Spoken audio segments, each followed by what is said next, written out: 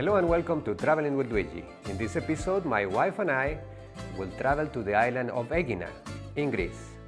To get to Aegina, this island in the Saronic Gulf, you basically depart from the port of Piraeus in Athens. And you are presented with two options. One of them is the ferry, as you see here. And if you are driving your car or your motorcycle, that will be the way to go. If you are by foot, which was our case, then you can take the fast boat. These boats will take you there in about 30 to 40 minutes, and they are very comfortable, air-conditioned, very nice travel to the island. This is us arriving in the port of Aegina, and that's the fast boat I just mentioned.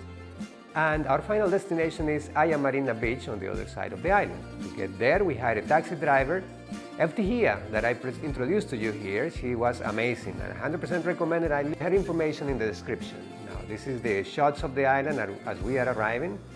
You see beautiful views, very relaxing. We had a great one-trip day to this island. Now, this is the evaluation by Luigi. The highest rating for clear water, nature views, swimmability, and beach bar and service.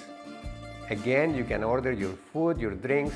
You can pay a few euros to get a good place at the beach. If you go early, that will be better, so you can get the best spot. It's suitable for snorkeling, although we didn't see a lot of fish there. There is always someone keep an eye on the swimmers, so safety is good. And the beach is very sandy and walkable, so it's very easy on your feet. This is of the beaches that you can actually go barefoot. This is my wife. She agreed for us to take a shot of the rock formations that you find in the island, and as you can see, is of volcanic origin.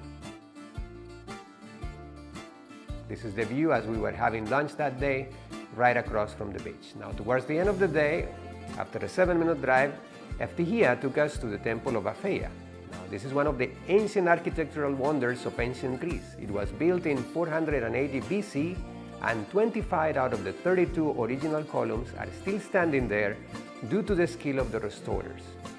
It is situated about 13 kilometers east of the main port. The temple was built over the ruins of an earlier temple built around 570 BC.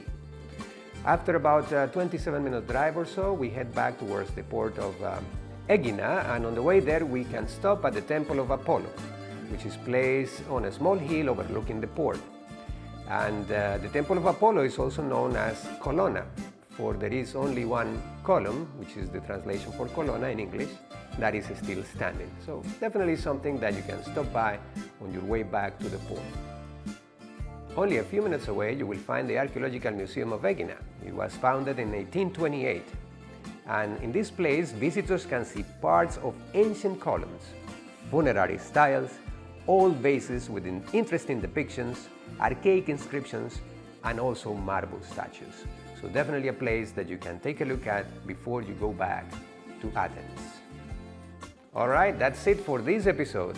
Thank you so much for watching. We really enjoyed our one-day visit to the island of Aegina in the Saronic Gulf. And 100% recommend you do this whenever you have a chance and are visiting Athens. It's a one-day trip that you are not going to regret. It's full of fun, full of beach, full of things to do and see, and it can also be very relaxing. Well, thank you so much for watching. Until the next episode, and as I usually say, happy travels!